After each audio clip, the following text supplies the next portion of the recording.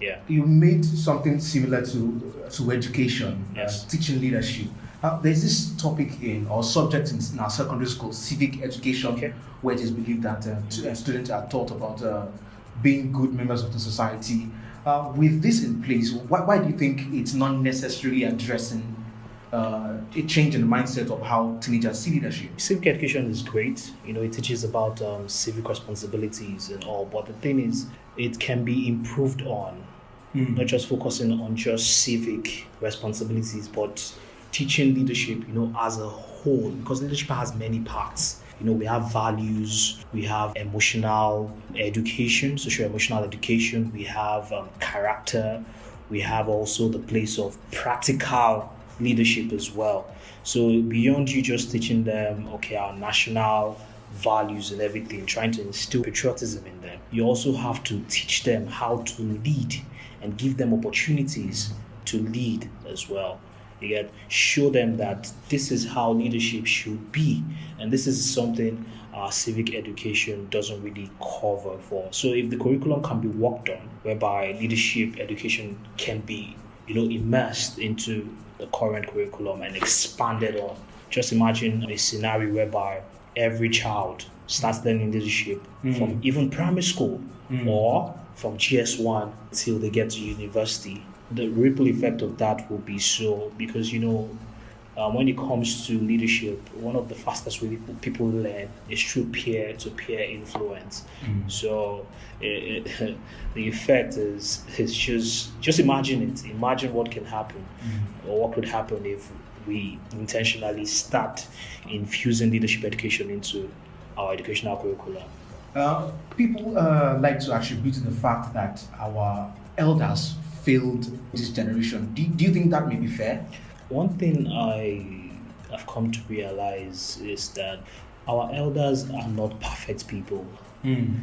All they were able to do, or still trying to do or lead with, is using what they knew and the available resources they had and what was passed down to them, to chart a path, chart a course for us, set examples for us. But over time, there's more access now to knowledge. New developments have been seen in the space. We've learned new things about leadership. Now we're not just talking about leadership, we're talking about empathy, we're talking about emotional intelligence, we're talking about adaptability, things like that. Do you understand? So I wouldn't say they failed us. They tried to do their best with what they knew. But like I always say, if you know better, you would surely do better.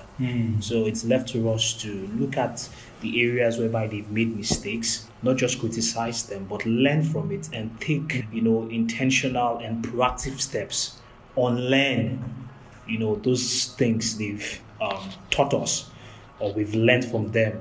Maybe through observation, because sometimes you don't just learn from teaching alone, you catch some things. Most times when we're critiquing our elders, you notice that even the current generation were beginning to even replicate I was about to get into the things they do as well. So it's not enough to complain. We must also reevaluate ourselves, work on our mindsets as well, work on our value system, and try to live a higher leadership, like examples for the next generation of leaders. And still on that, many people argue that this youths of nowadays are degenerating to something that may not be redeemable for Nigeria. And what I'm saying is that, for example, we have people in their 40s, 50s, 40s, 30s, generating into something that they say it's bad. But also have this set of young people coming up, teenagers. Do you think that they now have people to look up to in terms of looking up to someone as responsible people? Okay, when people talk about, hopelessness when it comes to the next generation, if that's what you mean by your question, I always come from the point of when it comes to change, it begins with each and every one of us. The change we're trying to bring about in our society, in our nation, we must first take responsibility in becoming the change we want to see. Because a lot of young people, children, teenagers, youths, They learn through examples. So what examples are we setting for them? It's not enough for us to say, the next generation of leaders, there's no hope. No. We need to have what I call a moral kind of optimism, whereby we still believe that, okay, we can do something to help, like navigate the next generation of leaders from going down the negative side. Yet no one is irredeemable. You just have to believe, and that's where I feel we get it wrong most times.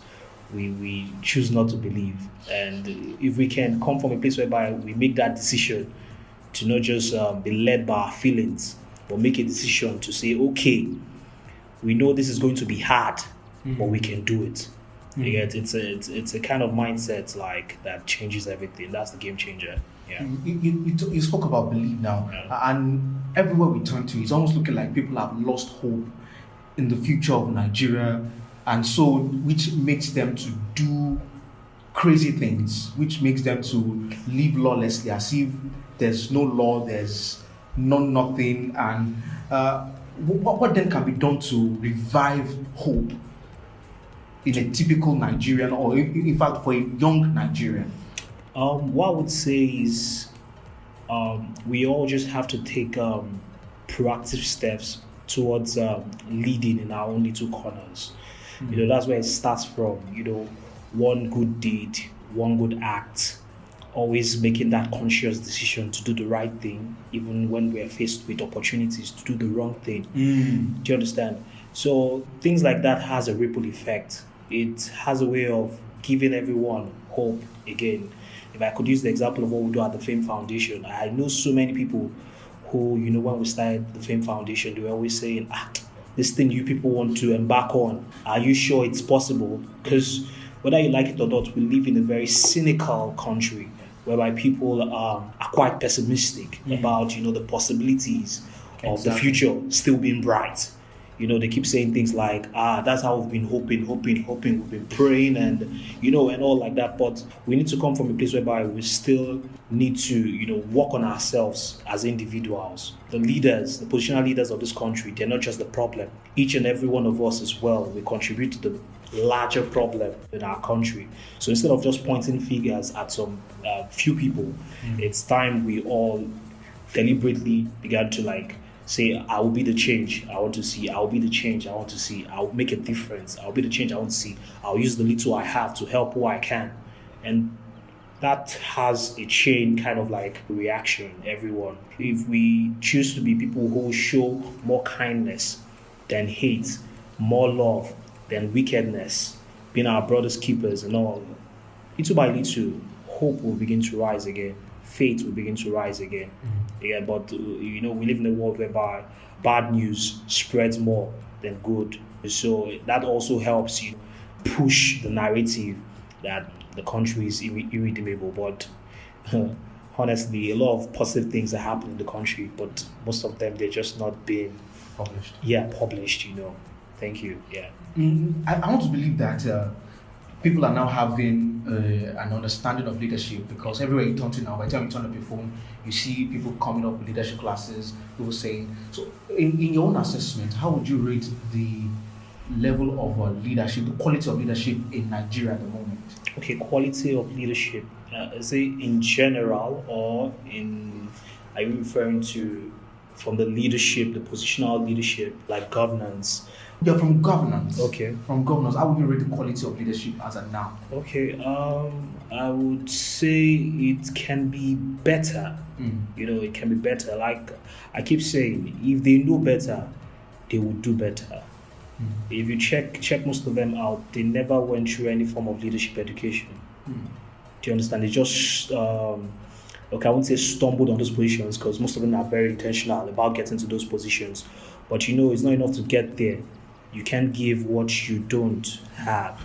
So that leadership, knowledge, that leadership value they need, the wisdom, that they need to lead us, right, is missing. And when that is not there, it ends up affecting because that's our biggest problem, in this part of the world. Our value system